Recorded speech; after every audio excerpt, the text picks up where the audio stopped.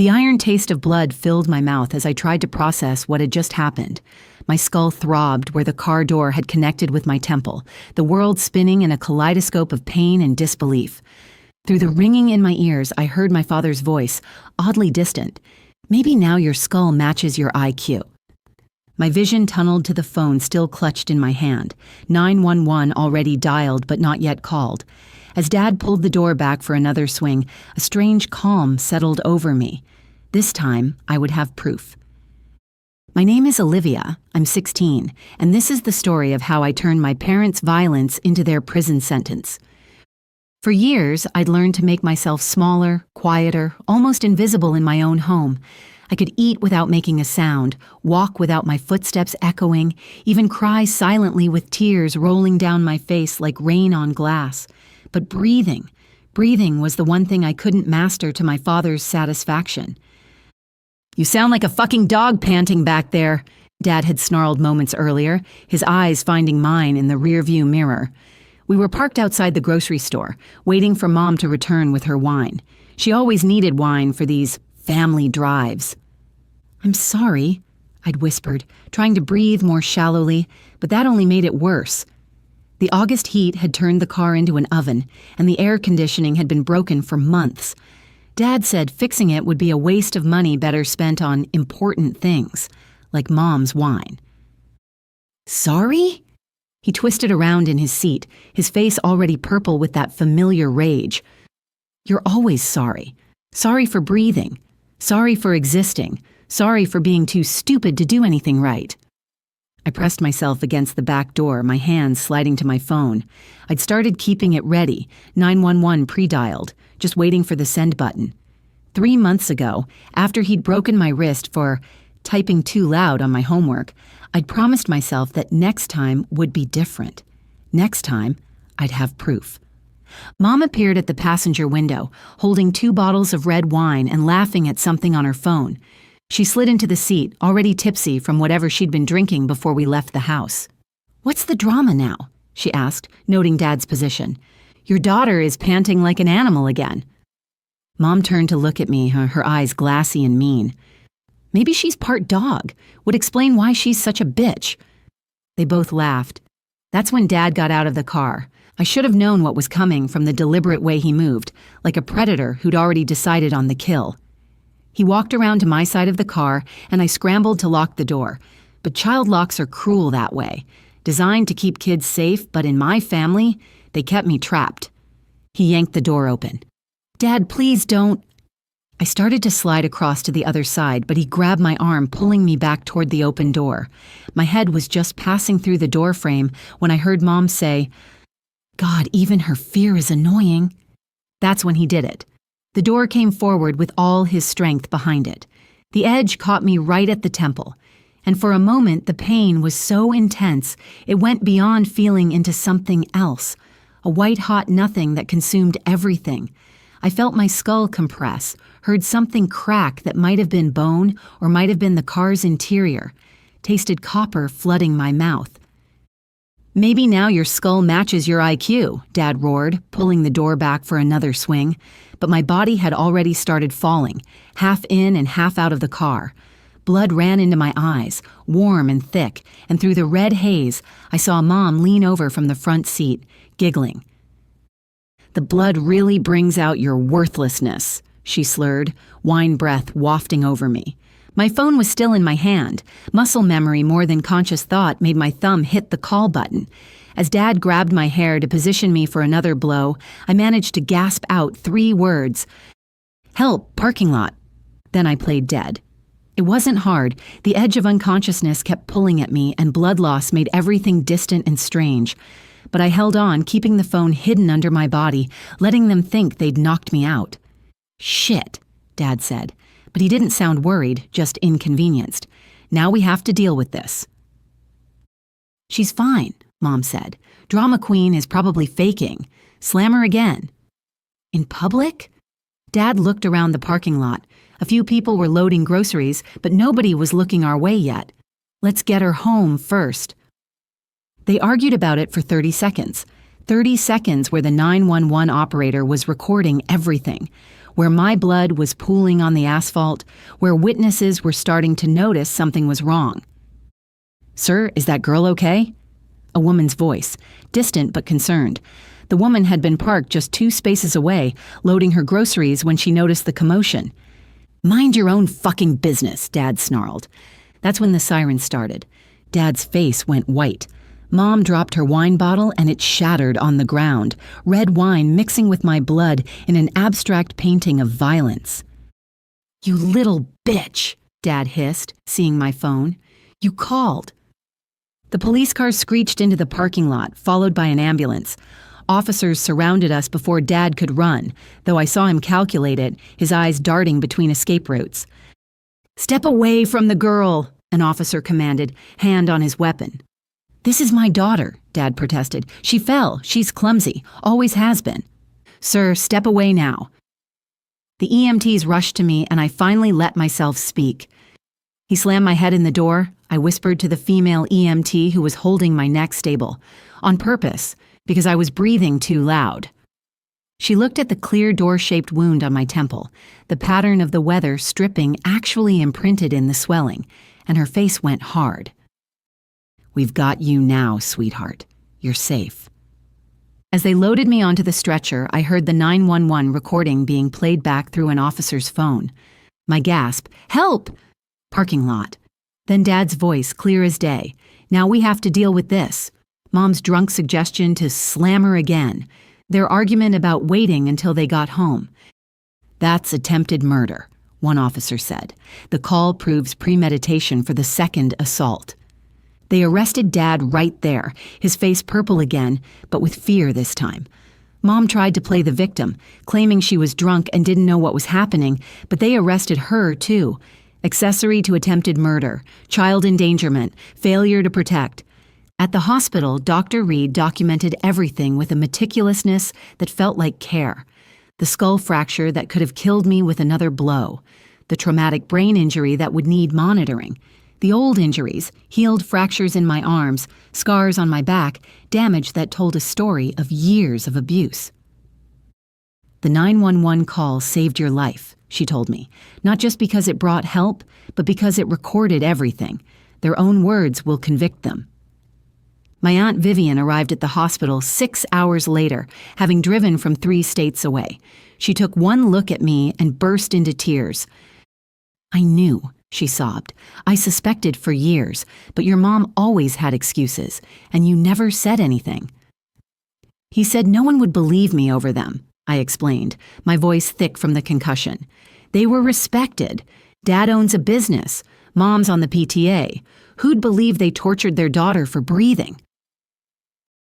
"Everyone," Vivian said firmly. "Everyone who hears that recording." The pretrial hearing was 3 weeks later. I'd been released from the hospital, but still suffered from dizziness and migraines. The prosecutor, Ms. Jackson, met with me privately before the hearing. "We have a solid case," she explained, showing me the file she'd compiled, the 911 call, the medical evidence, the witnesses from the parking lot. "But there's one thing that would make it airtight." "What's that?" I asked. "Your testimony, your direct statement about what happened that day and what's been happening all these years." I hesitated, the old fear rising in me, the fear that no one would believe me, that somehow my parents would twist things, would make me seem like the villain. "Will I have to look at them?" I asked. "Yes," she said honestly, "but I'll be right there. And remember, they're the ones in handcuffs now." That thought stayed with me as I entered the courtroom. Dad and Mom sat at separate tables with their lawyers, both wearing orange jumpsuits. Dad glared at me with hatred. Mom wouldn't look at me at all. When I took the stand, my legs were shaking so badly I wasn't sure I could walk. But I forced myself to move forward, to sit down, to face them. "Please state your name for the record," the judge said. "Olivia Wilson." My voice came out stronger than I expected. "Olivia, can you tell us what happened on August 15th? I took a deep breath, a loud, deliberate breath that everyone in the courtroom could hear. Dad's eye twitched at the sound. "My father slammed my head in a car door because he didn't like the sound of my breathing," I said clearly. And when I was bleeding on the ground, my mother suggested he do it again. Over the next hour, I told them everything, not just about that day, but about all the days before it. The broken wrist for typing too loudly, the cigarette burns for humming while doing dishes. The time Dad had held my head underwater in the bathtub until I passed out because I'd sneezed during his favorite TV show.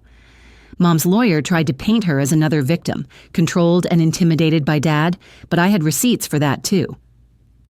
When I was 12, I got a nosebleed at school, I explained. Just a normal nosebleed from the dry air. The school nurse called my mom to pick me up because blood had gotten on my clothes. When we got home, Mom held me down while Dad cut off all my hair with kitchen scissors. They said it was punishment for embarrassing them by bleeding in public. The judge's face darkened with each story. By the time I finished testifying, there wasn't a sympathetic face turned toward my parents in the entire courtroom. The trial was 8 months later. My head had healed, leaving a scar that followed my hairline, hidden unless you knew to look for it. But the real evidence was in that 2-minute phone call. The prosecutor played it for the jury, my gasped plea, the discussion of further violence, the casual cruelty of planning to wait until they got home to continue the assault, Mom's drunk laughter about blood bringing out my worthlessness. Dad's lawyer tried to argue it was a momentary loss of control, that the door closing was accidental, but the medical evidence destroyed that claim. The angle of impact, the force required to fracture a skull, the door edge pattern pressed into my skin, it all pointed to deliberate assault. This wasn't discipline gone wrong, Ms. Jackson said in closing arguments. This was attempted murder. He tried to crush his daughter's skull because he didn't like the sound of her breathing, and when he thought he'd succeeded, his only concern was avoiding consequences. Mom's lawyer went for the alcoholism defense, claiming diminished capacity, but the recording caught her clearly encouraging more violence, and her history of covering up previous abuse showed a pattern of enabling. When it was my turn to give a victim impact statement, I stood carefully. The traumatic brain injury still affected my balance sometimes. "You tried to kill me for breathing," I said, looking directly at Dad. "The most basic human function, and you found it offensive. But here's what you didn't understand. Every breath I took was defiance. Every inhale was me choosing to live despite you. And that 911 call, that was me breathing my truth into the world." I turned to Mom. "You laughed while my blood hit the ground. You found entertainment in my potential death. But that wine you dropped? It mixed with my blood on the asphalt, and the crime scene photos show it clearly. You literally toasted my attempted murder. The jury saw that. Everyone saw that."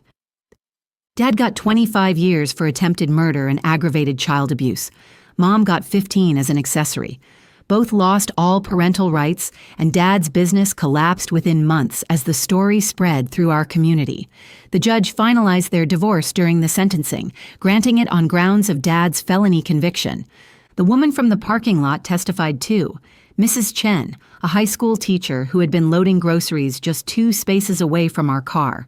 She'd started recording on her phone when she heard Dad curse at her, capturing the aftermath. Me unconscious, blood pooling, them arguing about covering it up. Her video, combined with my 911 call, sealed their fate. I live with Aunt Vivian now. She became my legal guardian after the court terminated my parents' rights. She's helped me through the physical therapy for the brain injury, the night terrors where I still feel the door coming toward my skull, the panic attacks triggered by car doors closing too hard. But I'm healing. I breathe as loudly as I want now. Deep, full breaths that fill my lungs and prove I'm alive. Sometimes I record myself breathing just to remind myself that the sound isn't offensive. It's the sound of survival. The scar on my temple has faded to a thin white line, but I don't hide it. When people ask, I tell them the truth. My father tried to kill me for breathing too loud, but I breathed long enough to call 911. The police gave me a copy of that call after the trial. 2 minutes and 13 seconds that changed everything. I've never listened to it. I lived it once, and that was enough. But I keep it saved in 3 different places.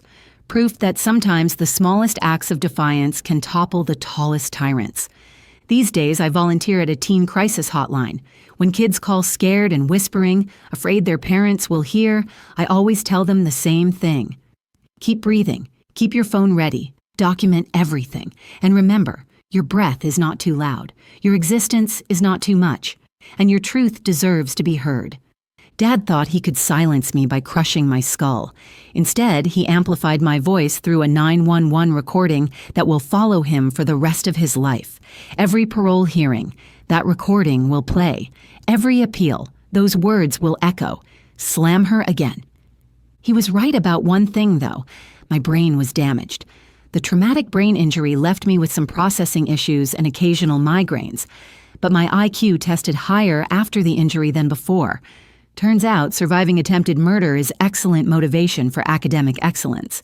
I graduated valedictorian last month. In my speech, I talked about the power of breathing, of using your voice, of refusing to be silenced. I didn't mention Dad directly, but everyone knew. Our small town had followed the trial obsessively. The car door slammed on my skull when I was 16. Now at 18, I'm heading to college on a full scholarship, planning to study law. I want to be the prosecutor who plays those recordings, who shows those photos, who makes sure that every parent who hurts their child for breathing faces justice. Because breathing isn't a crime. It's a revolution. One inhale at a time.